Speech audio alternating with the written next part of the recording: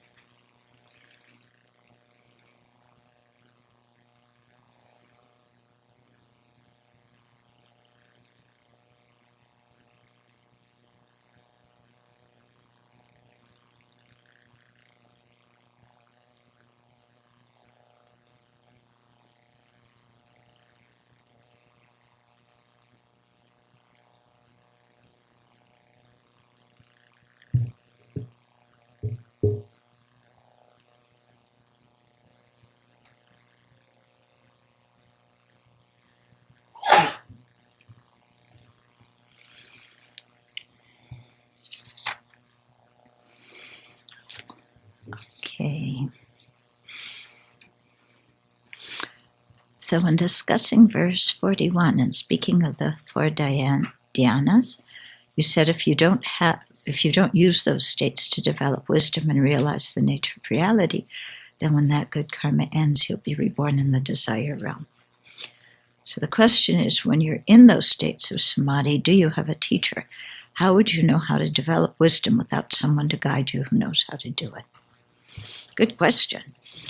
So the thing is, the way we get born in the dhyanas and the four formless absorptions is through generating those states of concentration now when we're in the human realm. Yeah. So you can have now with us ordinary beings, we have a human body, and our mind is also a human mind, a mind of a being in the human class, okay? But it's possible through developing serenity and other states of meditative absorption that even though the body is still in the human realm, these great meditators who go out and develop serenity, their minds can then go into one of the four dhyanas of the form realm, or even the four meditative absorptions of the formless realm. So while they're meditating, their mind may not be a human mind, but their mind may be in the level of one of those other states. When they come out of meditation and they go and eat their granola, then their minds are again in the human form. Not the human form, the human state, human level, okay? So the way that you get born in those states, whereby you then have a body of the form realm, or you have no body of in the formless realm, is by generating those states of concentration here as a meditator in the human realm.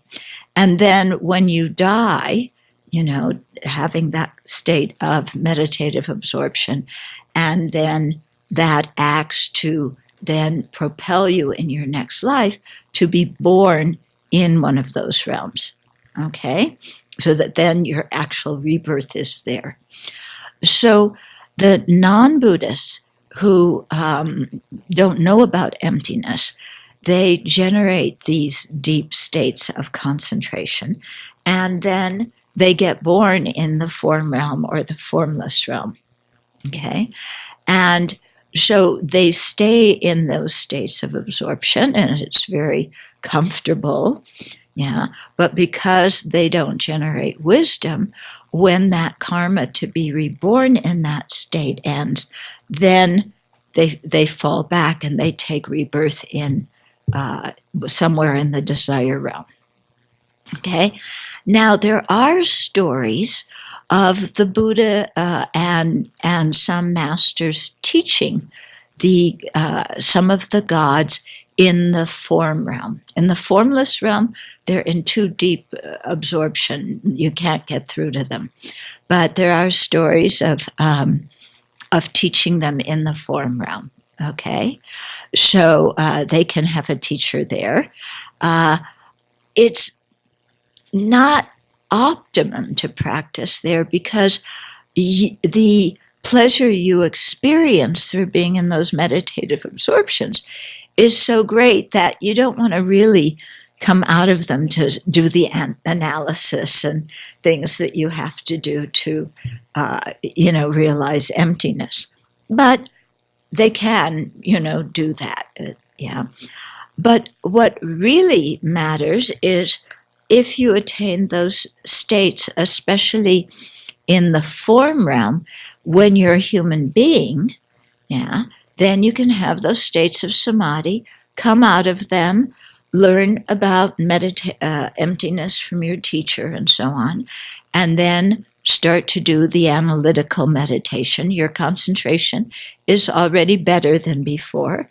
And once you have the correct view of emptiness, then you can combine your samadhi with or your serenity with your realization of emptiness.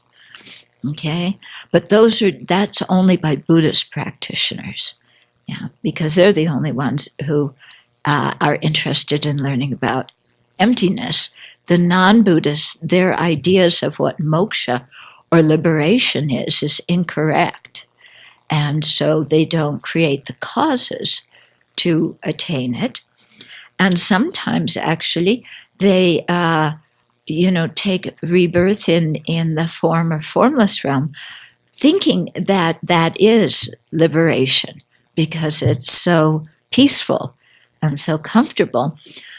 But then when, that karma ends and they go kerplunk back in the desire realm again, then they're shocked and they become very discouraged, because and they generate more wrong views because they say, oh, I had liberation, but liberation isn't eternal. I just fell out of it, or it's not possible to attain liberation because I was in this state, but that's not liberation.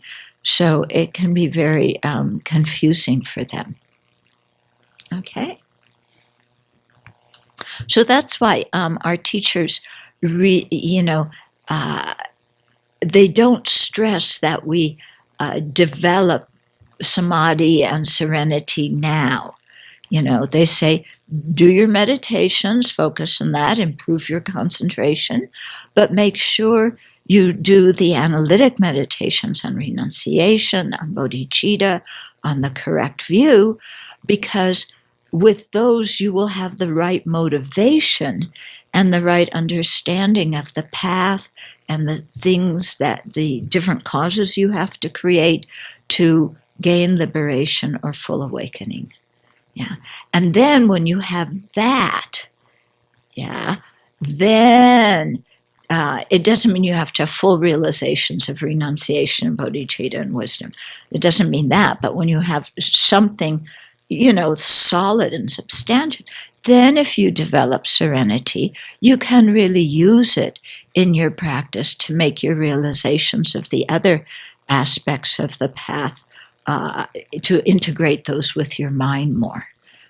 But if you don't have a good foundation in the Buddhist view, yeah, then they say if you actualize those states of meditative absorption, it's so pleasurable that you want to stay there. Yeah. And then you get born in those realms, and then, it becomes a distraction from actualizing the path.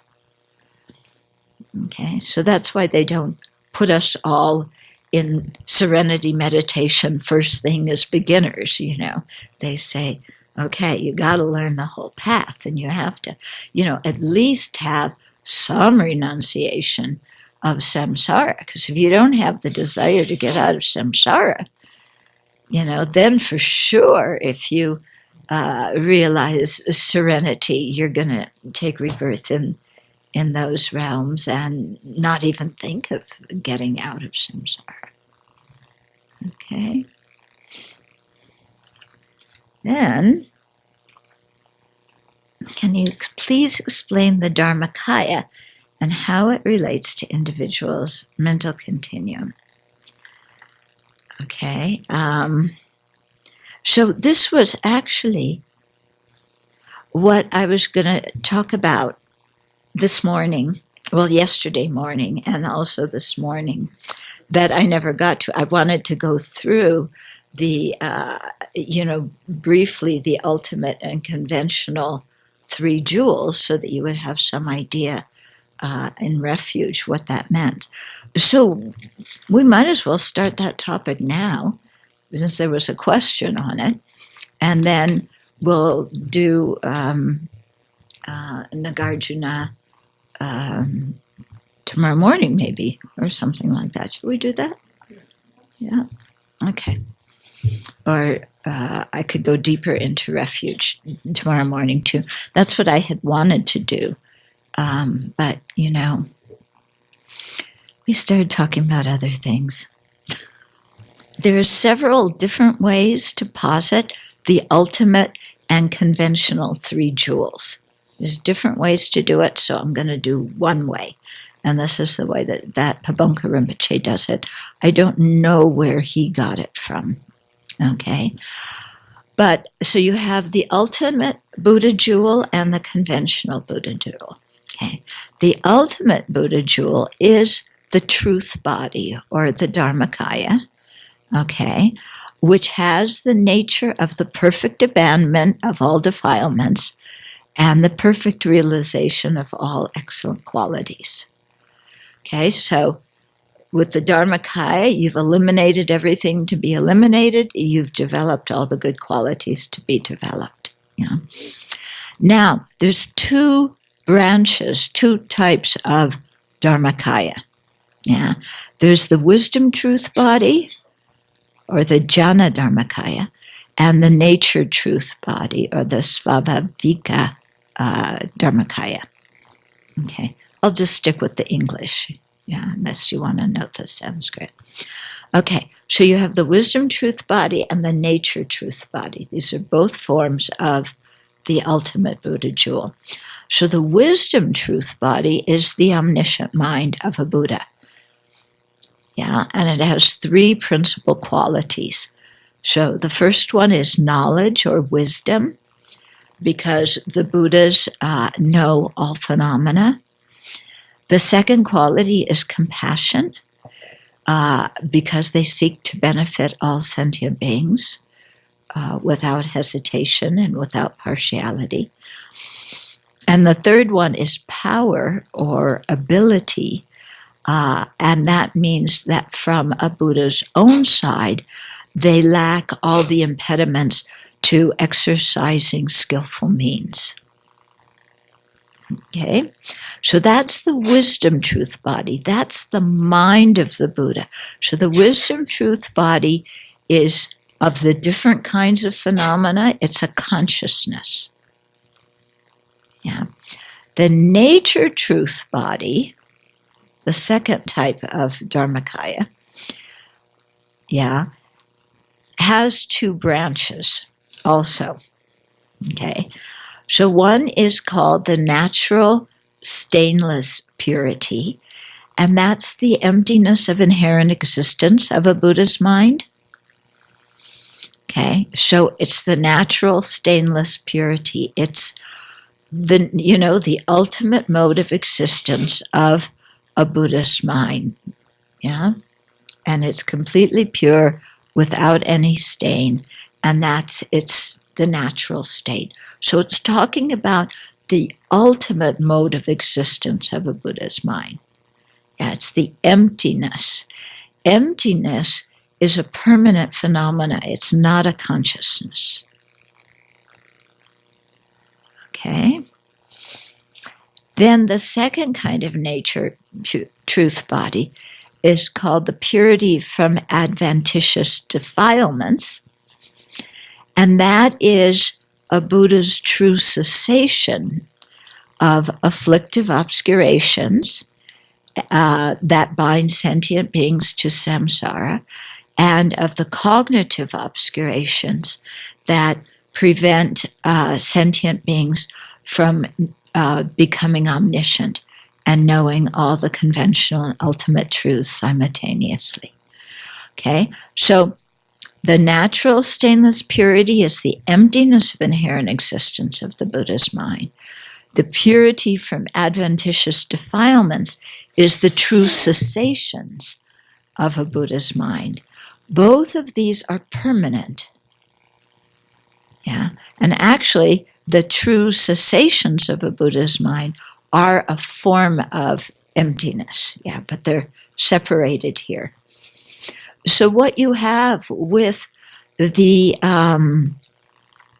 ultimate Buddha jewel is you have the wisdom Dharmakaya, which is a consciousness, and then you have the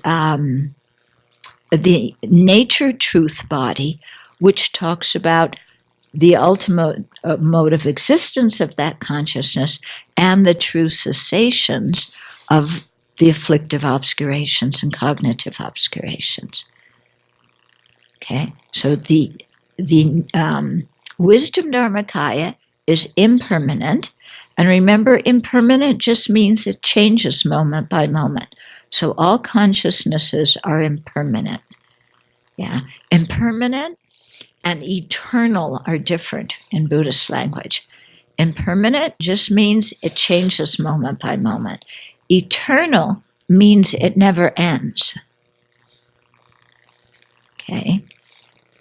So the wisdom truth body is both impermanent and eternal. Yeah.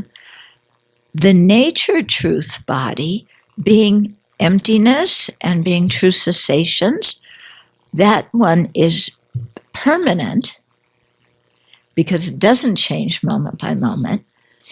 But the nature truth body is also eternal in that once you are a Buddha and you have, these two types of Dharmakaya, it never vanishes, it never goes away, it never degrades. Okay?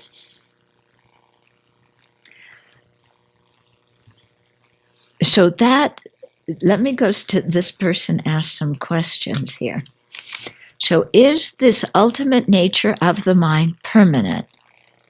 Yeah, the ultimate nature, the emptiness, of the mind, of the Buddha's mind is permanent, although the Buddha's mind itself is impermanent. Okay? Now, why isn't it a self? Okay. The definition of the self or person is, that which is designated in dependence upon the aggregates, the 4 or 5 aggregates. So, in us beings, we have 5 aggregates. We have the form aggregate, and then we have 3 mental aggregates. Aggregate just means collection. Okay, so it's for, we have a body, and then we have 4, components that together constitute our mind. Yeah, independence upon the body and mind. Yeah, that's the basis of designation. Then the person is designated or imputed. So the person is not the body and is not the mind. Okay? So this whole thing, it's like, okay, we have the microphone here. Now, the microphone has many parts to it. There's the base, there's, what do you call this? The neck, there's the foamy thing. There's the thing inside the foamy thing that's the actual microphone. There's stuff inside the base. I don't know what they put in. Okay. So independence upon all those parts, we designate microphone. Okay. But the microphone is not any of the parts. Yeah, it's not the foamy thing. If somebody gave you the foamy thing and said, this will magnify your voice, you'll say, oh, yeah. If they gave you the bass, that wouldn't do it either. If they gave you the thing inside that picks up the sound, that alone won't work. The neck won't work. Okay? So you need the whole collection of things that are not the microphone. None of the parts are the microphone, but on the basis of their collection in a particular manner. They have to be arranged in a particular manner. If you just have them scattered apart every which way, they're still not a microphone. So they're the collection of parts in a particular arrangement. Then we designate microphone. Yeah. And we have a definition of microphone that we've all agreed on. And it, when it's arranged that way, it functions like a microphone. So in the similar way, to designate a person, you have lots of things that are not the person. The body isn't the person. The feelings aren't the person. The discriminations aren't the person. The miscellaneous mental factors and so on aren't the person. The primary consciousnesses are not the person. But based on the collection of these, in a particular order, the body and mind have to be conjoined. You can't have a dead body in the mind somewhere else. They have to be conjoined. On that basis, then you impute person. But neither the body nor the mind is the person. Okay? So when we're imputing the Buddha, we have all these different things that constitute the Buddha. And we haven't gotten into the conventional Buddha yet, but so there's more to come. Yeah. But independence on all these things, then we designate the person Buddha. Yeah. But none of those things are are a person like we think of a person. Okay? Yeah. Because when we think of a person, it's like, yeah, you think of a body, okay. You think of a mind, okay. You think of a person, that person, there's something special, isn't it? Yeah. And we reify that. There's something special, really personal about the person that seems separate from the body and mind. But there isn't anything separate from the body and mind that you can find that is the person. And there's nothing in the body and mind that you can find that is the person either. Okay, so the person exists by being merely designated. So it's, similarly with the Buddha, we're going to start talking about the Buddha's physical forms in a minute. Yeah, but they're not the Buddha. The omniscient mind isn't the Buddha. The emptiness and true cessations of that omniscient mind are not the Buddha. Okay, but all these things together form the basis of designation that we call a Buddha. Okay?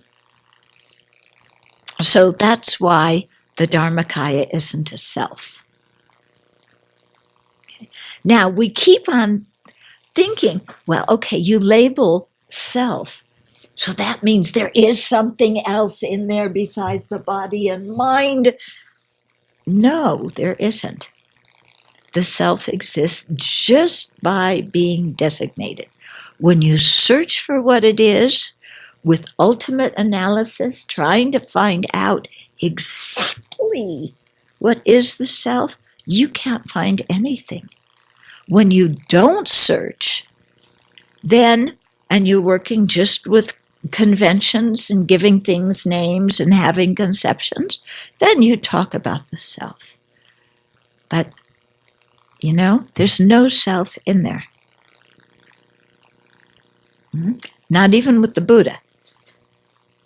Because it would be pretty weird if when you're a sentient being, you don't have a self. Because one doesn't exist.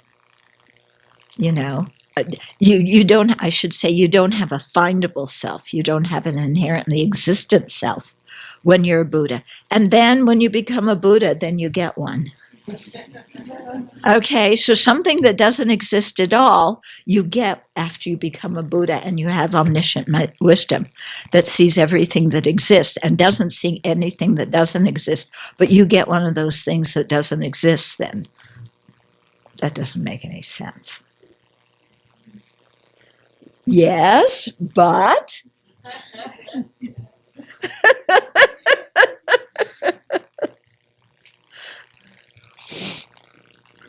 I have a question around the nature truth body. Uh-huh. So there are two parts, right? One is Yeah. a natural stainless purity, and the other one is purity from adventitious defilements. the For the adventitious. first part, is this same as the Buddha nature of the ordinary being?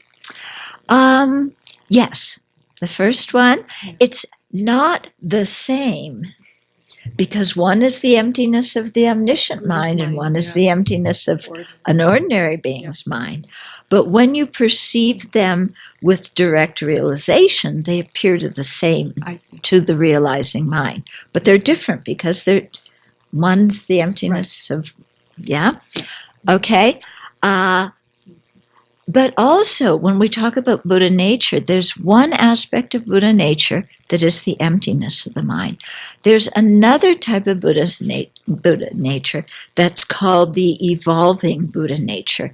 And that's any aspect of the mind or of the person, the continuity of which can go on to awakening. So, for example, we have the mental factors of wisdom and compassion right now. Yeah, they're not fully developed. They're obscured by obscurations. But if we purify them, their continuity can go on and become the wisdom and compassion of a fully awakened Buddha. Okay? If you're interested in Buddha nature, yeah, get volume 3, Samsara, Nirvana, and Buddha nature. His Holiness gives an incredible, the way he talks about Buddha nature there is just beautiful. Yeah. Okay, so what do they mean when they say the mind is unborn from this perspective? When we say that the mind is unborn, or we even say phenomena, like, the microphone is also unborn. What that means, okay, unborn, the word born can also be translated as arise or produced. So you might hear, the phenomena are unproduced or phenomena are unarisen. It means the same thing as unborn. It's the same word, okay? What it means is that things are not inherently, they do not arise here inherently. Okay, so there's no inherently existent cause that produces an inherently existent result. Okay, so when we say they're unborn, it means not inherently born or not inherently arisen. Okay, and that's where we get all the refutations, like the one that's so famous. That's the first verse in Nagarjuna's treatise, The Middle Way, where he says things are not born from self, from others, from both, or causelessly. Okay, so they're not born, they don't arise in any of those four ways. And then you have to analyze each of those four ways to see if, in fact, things don't arise inherently in any of those four ways. Okay? So that's what unborn means. How is this different than saying all beings are part of the same thing or quality or God? Okay, so all Buddhas have the same realizations. Yeah, but they are distinct. They are dependent on distinct mental continuums. Okay? So the analogy they often give is like the water that flows into a big ocean. Yeah? The water, or streams, okay? Or just drops. Let's use drops. Yeah? So each drop of water is distinct. Drop A is not the same as drop B or drop C. They're all distinct. So that's like how sentient beings appear when we're ordinary samsaric beings. It's like you're you and I'm me, and, we all have different ID cards and so on, okay? But if you put all the drops of water together and look at it together, you still have distinct drops of water, but you can't tell them apart because they all have the same nature of being moist and wet. Okay. So in a similar way, when sentient beings become awakened, when we're all ordinary sentient beings, okay, when each of us becomes awakened, then it's like we're the drop of water that's joining the ocean. There's still a distinct mental continuum that is not the person, but we then have the same realizations as all the other Buddhas. Okay, so all the Buddhas have the same qualities, the same realizations. They get along really well. We're practicing Manjushri. This time Tara is not jealous. And Vajrapani and, Chenrezig also aren't jealous. And if we make the water offerings to Shakyamuni Buddha, Manjushri's not going, boy, they offered to the Buddha and they didn't give to me. Okay? So from the point of view of these Buddhas, they all have the same qualities. They appear, the same mental qualities. They appear in different physical forms in order to communicate with us. Because we're very obscured, we don't have the ability to have a direct line to the Buddha's omniscient mind. Okay, because we're too obscured. So therefore, the Buddha manifests in different physical forms, so that the Buddhas, can communicate with us. So when we get enlightened, we may become enlightened in the form, we do become enlightened in the form of a particular deity. But once you're a Buddha, you can also appear as all the other different deities too. Okay, because a Buddha's physical form is simply a manifestation of the mind. So when a Buddha wants to communicate with a sentient being to help them develop wisdom, they manifest, as Manjushri. When they want to help them develop compassion, they manifest as Chenrezig, and so on. So when there's the stories about different practitioners communicating with a deity, like a teacher with Tara. So who, I know I can see my mind thinking very literally, but who are they communicating with in terms of if various practitioners can attain awakening in the form of Tara, then is one a Buddha appearing to them? Is the many Buddhas appearing to them in one form? In one way, you could say that it's one Buddha appearing to him. In another way, it's all the Buddhas, because they all have the same realizations. Okay, so it's you can't think of individual people with self-enclosed personalities and self-enclosed bodies, because it's not like that at Buddhahood. So to simplify it, could you say that what you're saying is we're all stuck in this really bad situation and these beings are trying to help us get out of it? You bet. So they're coming and Yeah, they're appearing. I mean, that's why Shakyamuni Buddha appeared on this earth to teach the Dharma out of compassion. Yeah, so that the people who are receptive can learn the teachings and practice them. And what we're trying to do is become a Buddha so that we can also appear in different forms to benefit sentient beings. So Om is the beginning in the Buddha's body, speech, and mind. And I'm thinking, how did that begin and why? What's the point of it all? Okay. You mean just talking about the Buddhas? Yeah, how did all of this begin? My mind There goes wasn't there a beginning. repeatedly, and what's the point? Yeah, there wasn't a beginning. Okay.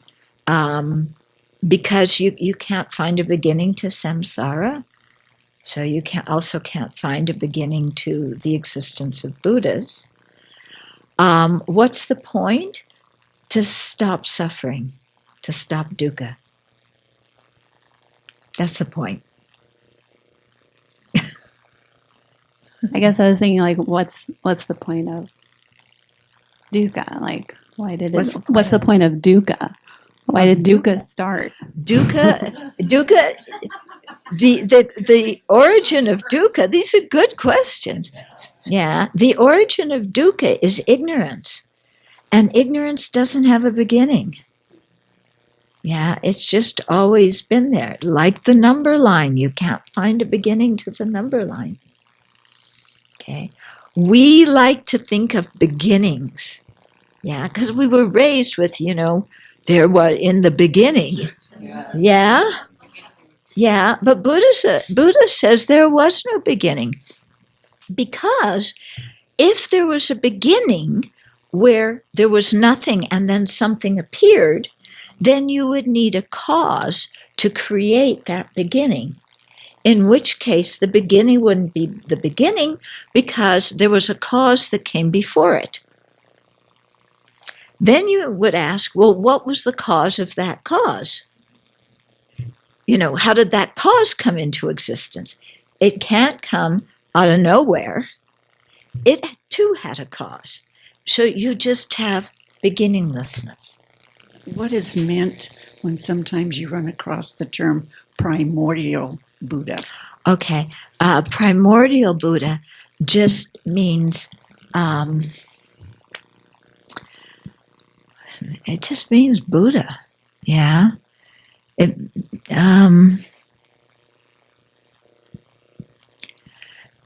It's like, there's always been Buddhas. So like that. Yeah. Yeah. Usually primordial means from the beginning, but there was no beginning. So, okay. A misuse of term, then. Yeah, it's just they pick some term, but it doesn't, it's an inadequate translation. Okay. Last question, because I do want to get through and talk about the other form, the physical forms of the Buddha too. Yeah. I don't know how to make this short. Once upon a time. Once upon a time. So what if Buddha woke up too early from under the Bodhi tree and that he's missing some kind of information here? What? That maybe there is... No, it's just that it seems so complicated to me to hear all these different 1, 2, 3, 4 of this and 2, 3 of that. And so you can feel my mind gets really sort of agitated a little bit about all this information. And when, I don't remember your name up there, says, what are we doing this for? Sometimes I feel like, Buddha, you woke up too early. There's a simpler way, and you just woke too early, and there's a simpler way. You missed a piece of universal information here. In one way, once you have realized Buddhahood, you look back and the path was very simple. Okay? Yeah. You promise?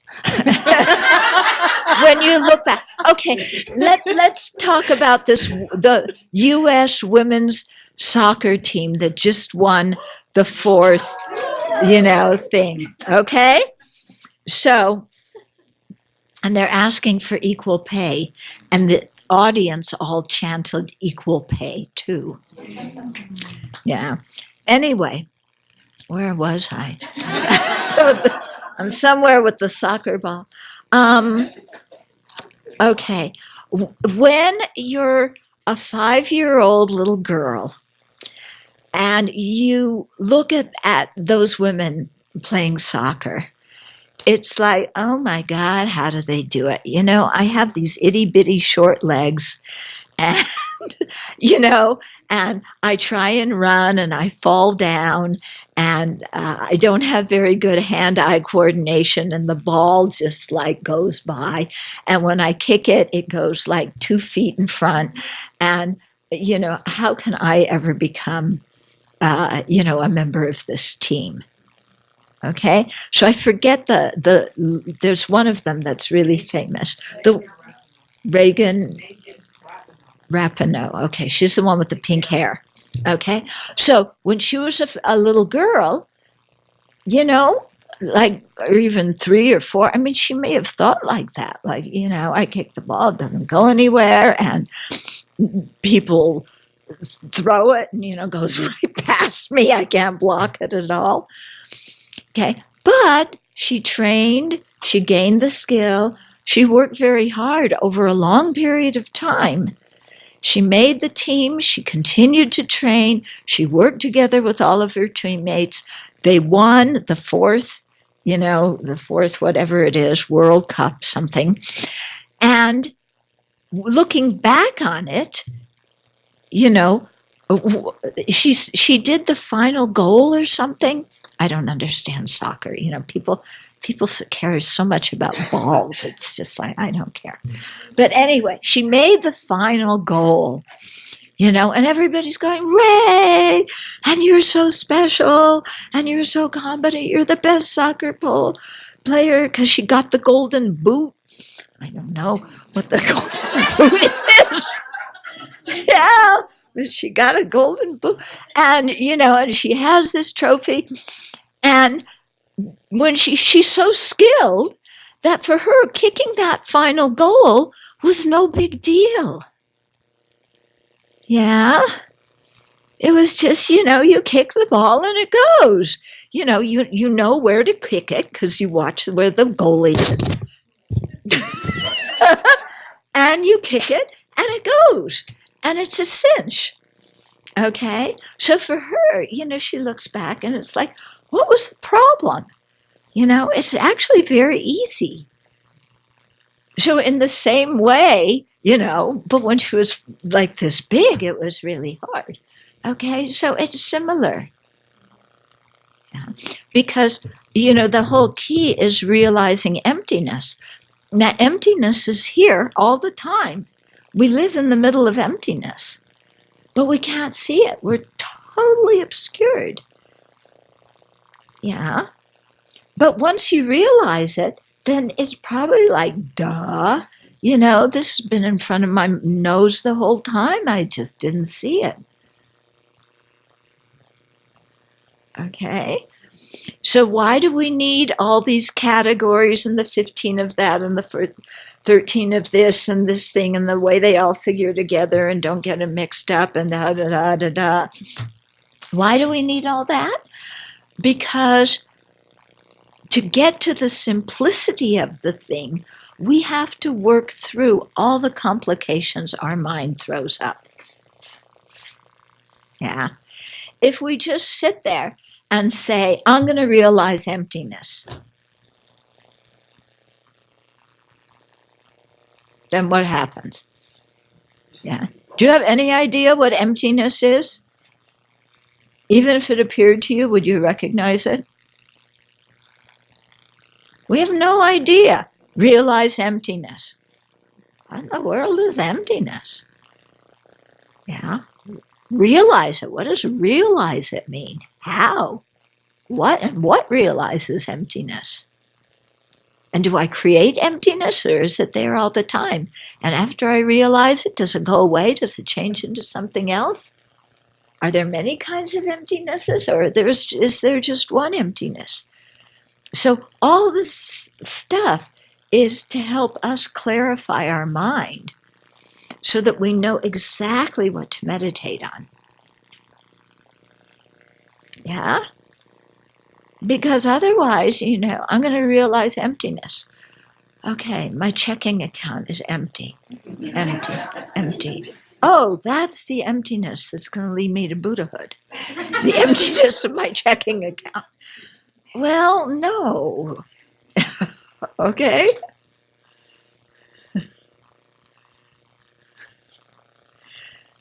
Okay.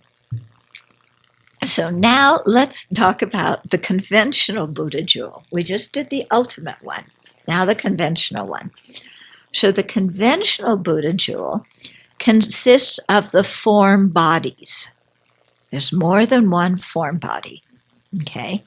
So it consists of the form bodies in which a Buddha appears in order to enact the welfare of sentient beings. So the whole purpose of the Buddha manifesting a form body is to benefit sentient beings. Okay? So there's two kinds of form bodies. One is called an enjoyment body. One is called an emanation body. Okay? Each Buddha has one enjoyment body. But each Buddha can have many, many, many emanation bodies. Okay? So the enjoyment body is the form that a Buddha manifests in his or her Akanista Pure Land to teach Arya Bodhisattvas. Okay? So each Buddha has a Pure Land in which they manifest in a body of light. And in that Pure Land, they teach only Arya Bodhisattvas. So an Arya is somebody who has realized emptiness directly. A Bodhisattva is someone who has spontaneous bodhicitta. Okay? So these are not ordinary bodhisattvas. These are special bodhisattvas. Okay? So they're the, what do you call them? Like the Harvard of bodhisattvas, except they're not stuck up. Okay, and they didn't have to pay a lot of money. Okay, so an enjoyment body is the form a Buddha takes to teach these very highly realized bodhisattvas in a very special environment called a Pure Land, where everything is conducive to practice. Okay, so these Arya Bodhisattvas also have bodies of light. Yeah. So, His Holiness, when he talks about the Heart Sutra, he says, you go in Dharamsala in India, where in Rajgir, where the place where the Buddha taught the Heart Sutra. And it's not a very big place. But when in the Heart Sutra, when you read it, the long one, it talks about, over 1,000 of this and 20 million of this. And, a huge audience when Buddha was teaching it. And they clearly can't all fit on this small space. Yeah. So it was a very special audience there were some ordinary monks and hopefully nuns there too.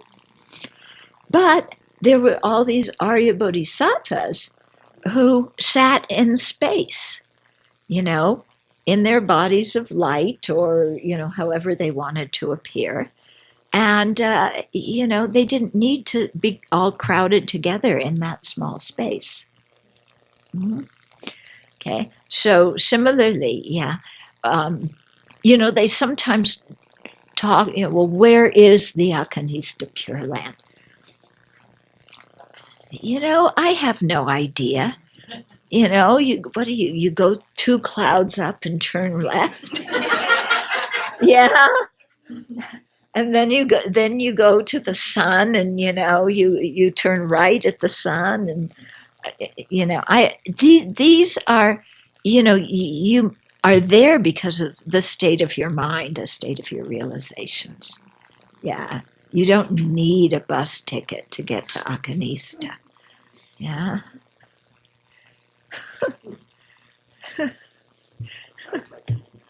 Yeah, it would be nice. Yeah, you go down to Metro, you buy the bus ticket, you go up to Akanista, there's a Trump hotel. You don't stay there. Okay. The emanation bodies are the forms that a Buddha manifests that are perceivable by ordinary beings like us. And ordinary beings also include the bodhisattvas who don't yet have direct realization of emptiness. So there's 3 types of emanation bodies. Yeah. The first one is a supreme emanation body. For example, Shakyamuni Buddha. Okay. So a supreme emanation body is, the appearance of a Buddha in the form of an ordinary being to communicate with us ordinary beings. Okay? So the Buddha appeared, looks like he has a body just like ours that gets old and sick and dies and so on. Okay? It looks that way, but it's all a front. Yeah? Because he had to do that to communicate with us, because we can't go to Akanista. The bus station is closed, and we're stuck, and we can't communicate with the Buddha's mind directly. So the Buddha manifests in a supreme emanation body as the form where the Buddha turns the wheel of Dharma. That means that a Buddha teaches the Dharma in a world where the Dharma doesn't exist right now. So before the Buddha appeared, in the 5th or 6th century BC, the Buddha Dharma didn't exist in this world. He appeared, he taught it. Okay, and then it continued on after that.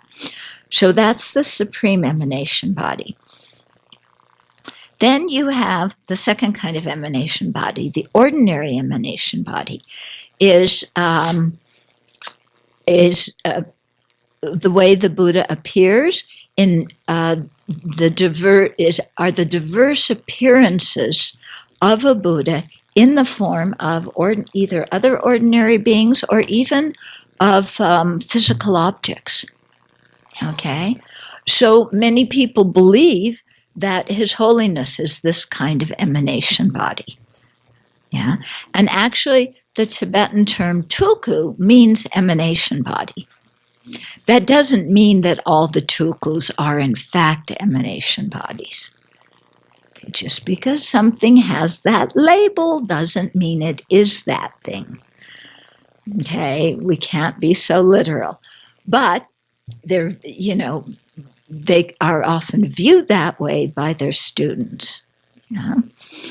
So an ordinary emanation body, might appear as a student. For sentient beings who have the karma, maybe the emanation body appears like a bridge. Yeah, it can appear as a physical object too. Yeah. And then the third kind of emanation body is the artisan emanation body.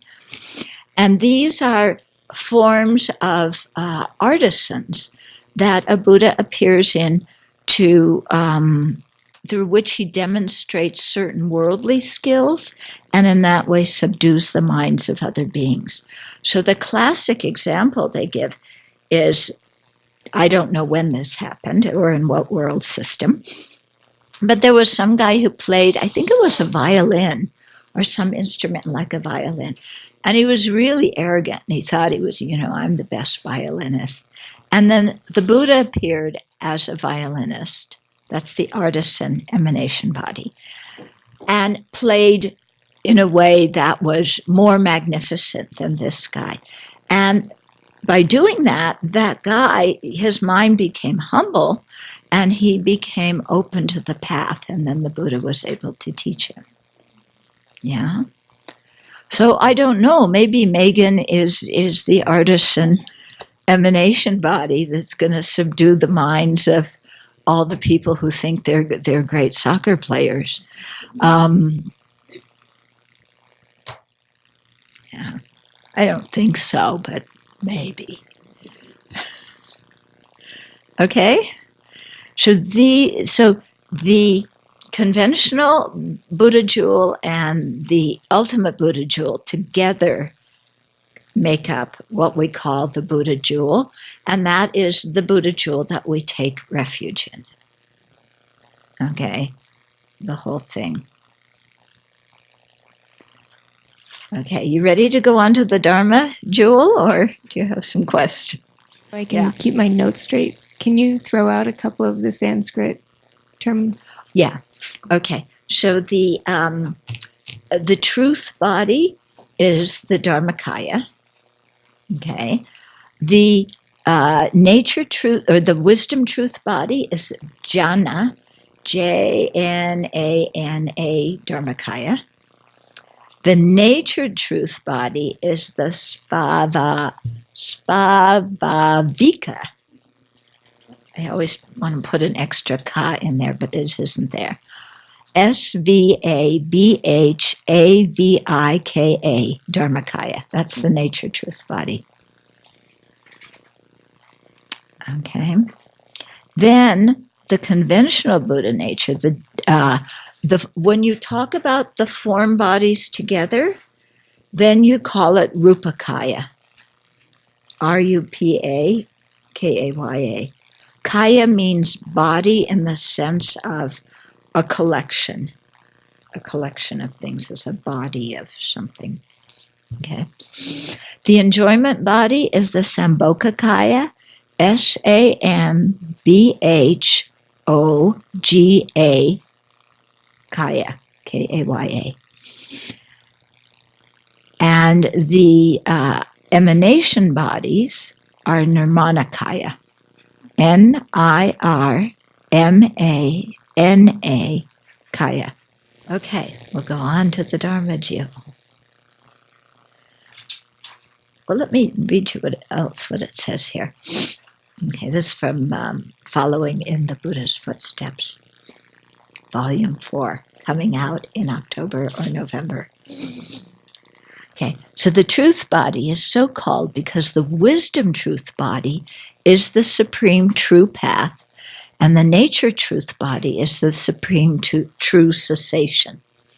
So when we talk about the four truths, the last two, true cessation, true path, those are actually the Dharma refuge. We'll get to that. But, the truth body is called truth body because it's the supreme true path and the supreme true cessation. Okay, the wisdom truth body is those two. Okay. The Dharmakaya is the fulfillment of our own purpose in the sense that it is the total perfection of our mind. Okay, so we're fulfilling our own purpose, our own aim, our own goal by perfecting the state of our mind. Okay. The form bodies are the fulfillment of others' purpose, because through manifesting in these various forms, Buddhas lead sentient beings to awakening. Okay? So as a practitioner, we work for our own purpose and we work for the purpose of others. Both. It isn't, that you choose others over self or self over others. We need both. Mm-hmm. The truth bodies and form bodies are one inseparable entity. You can't separate them out. Yeah.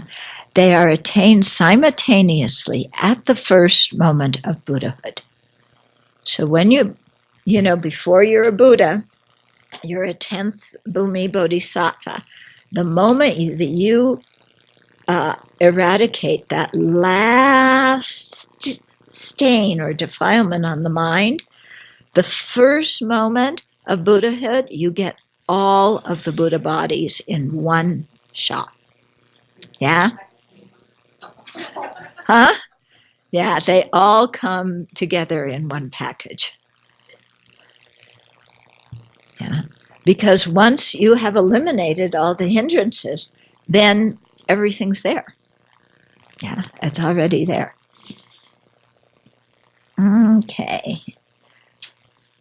Contemplating the 4 Buddha bodies gives us a profound understanding of Buddha Shakyamuni.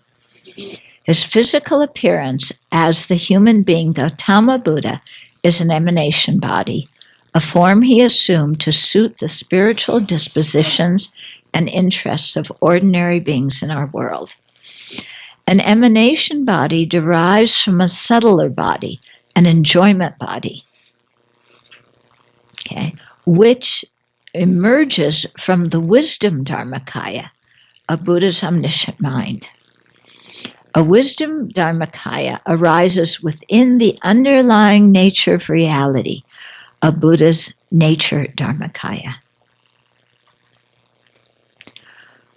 Only His Holiness can link that all together so succinctly.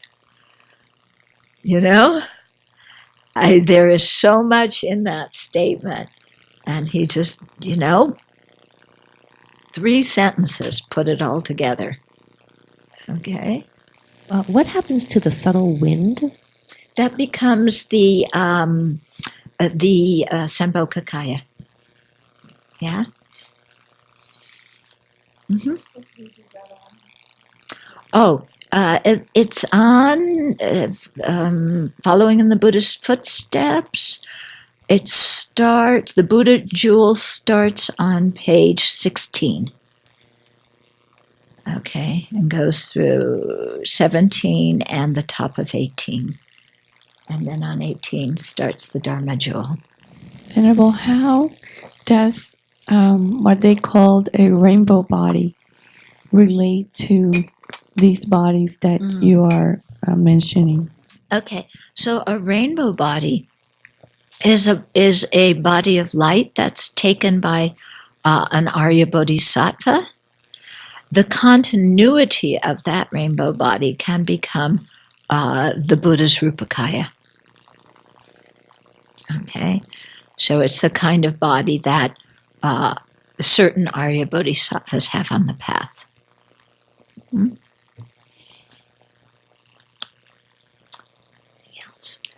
Okay, no, I don't think we'll be able to get through the whole Dharmakaya or the Dharma Jewel.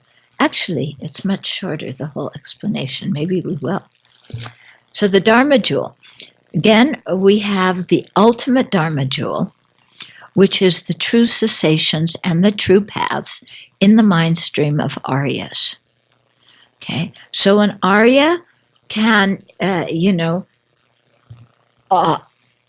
Buddhas are Aryas, but there's many other kinds of Aryas too, because you have to realize emptiness directly and then practice with that realization for a long time before you become an Arhat or a Buddha. Okay, so the true paths are the wisdom, realizing emptiness, and also minds informed by that wisdom. And then the true paths function to eradicate the defilements from the mind. Yeah, the defilements come in certain types, certain grades. There's gross defilements, there's subtle defilements, there's defilements that obscure you from attaining liberation, defilements that obscure you from attaining Buddhahood. So whenever a certain kind of defilement is eliminated in such a way that it can never appear again, in other words, its continuity has been severed, then the absence of that, is actually, I can't say the absence of that. There's a lot of debate about this. The emptiness of the mind that has eradicated that level of defilements, that emptiness is a true cessation. So there's many true paths and there's many true cessations. Sometimes we just say true path, true cessation as if there's just one of each, but there isn't, because there's all these grades of the different defilements. Every time you remove one such that its continuity is severed, it can never appear in the mind. Then the emptiness of the mind that is free of that defilement becomes the true cessation. A true cessation. Okay? So the true paths are impermanent because they're consciousnesses. They're minds that realize emptiness. The true cessations are permanent because they're the emptiness, the lack of inherent existence. Okay? And things that are absences don't change. Okay. Then he doesn't talk about the conventional Dharma Jewel, but he talks about the generally accepted Dharma Jewel. Okay? It's not called the conventional one. Don't ask me why. I went over this so many times with so many different people. It was so confusing, and I finally settled on this way of explaining it because I had to settle on one way. Okay, so the generally accepted Dharma Jewel consists of the transmitted Dharma, the Buddha's word, in other words, the 84,000 teachings and the 12 branches of scripture that the Buddha taught with compassion and skill from his personal experience. Okay, so the generally accepted Dharma Jewel are the scriptures, not the physical books, but the Buddha's word that is, that can be spoken, that can be written down in the book. It's the teachings, but don't think of a book. Okay? So that's the transmitted Dharma Jewel. And it's called transmitted because the teachings are transmitted from one person to another. Okay? Sometimes we talk about the transmitted Dharma, or sometimes they translate it as the scriptural Dharma, and the realized Dharma. Okay, sometimes we talk about that. So the transmitted Dharma are the teachings, not the books, not the tapes, not the sound, but the word, the teachings themselves, the words and the meanings that are passed from one person to the other. And the realized Dharma are the true paths and true cessations in the continuum of an Arya. Somebody who has put the transmitted Dharma into practice, realized emptiness directly, that's the true paths, and through the true paths eradicated certain levels of defilement, and such that the mind that has eradicated that level of defilement, its emptiness is a true cessation. Okay, and so they often say, so we've just described the Dharma Jewel, but in talking about the true paths and true cessations, they often say that is the real refuge. Okay, because when we've actualized the true paths and true cessations in our mind, then we become an Arya, and then later we become a Buddha. Okay, so the true paths and the true cessations in our own mind stream are actually what protect us from dukkha. It's not an external Buddha that protects us from dukkha, or the external Sangha that protects us. They are people who teach us and inspire us. Okay?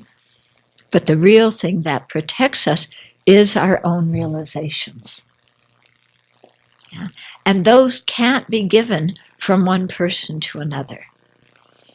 And you can't, take them from one person's mind and put them in another person's mind. Each of us has to actualize them for ourselves. Yeah. So you can hire people to mow your lawn or wash your dishes, but you can't hire people to do your practice. We have to meet them there, the teachers, them there. But I also read a lot like, at some point you merge your mind with the guru, and that's how you attain the true cessation. Mm-hmm. So it kind of, to an uninformed reader like myself, seems like, they're doing it for you. You just need to get that far, and then they handle it from there. Yeah. No. Okay. First of all, we can talk about the ultimate guru and the conventional guru. And this is talked about in Tantra only, not in the Sutra practice. The ultimate guru is, the Dharmakaya of the Buddha. Yeah. It's the blissful wisdom that has realized emptiness. Yeah. So it's the Dharmakaya mind. The conventional guru is, that person who teaches you in the Vajrayana. Okay? There's a practice called Guru Yoga, where you think that your guru's mind and the Buddha's mind are the same in the sense that they have the same realizations. And then you visualize the guru in front, you often in the form of a deity, or sometimes in the form of a monastic with the deity at the heart. You bow, you make offerings, you make requests, all these kind of standard things. And then you think that the guru comes and dissolves into you and merges in your heart. And because you're thinking that the guru has all the realizations and is the Buddha and is the deity, then you imagine what it would be like if, for your mind to actually merge with the guru's mind such that you had those same realizations. So it's a way to get us to imagine what it would be like to be a Buddha. Okay? It does not mean that, there's your teacher, who was born in whatever year and, got this kind of education and cracks good jokes or whatever they do, whatever their person. It doesn't mean that person comes and dissolves into you and now you turn into the guru and you have their personality. Okay? It doesn't mean that. It doesn't mean that the Buddha, the guru in the form, or the Buddha in the form of the guru comes into you and does all the work and purifies your mind. Doesn't mean that. Yeah? Because if the guru or the Buddha could purify our mind, they would have done it already. We would already have been Buddhas a long time ago if somebody else could have done it. Okay? So when we talk about Guru Yoga or Deity Yoga, it's a meditation technique that helps us become a receptive vessel, and it helps us think about emptiness. It helps us think about a Buddha's great compassion and so on. Okay?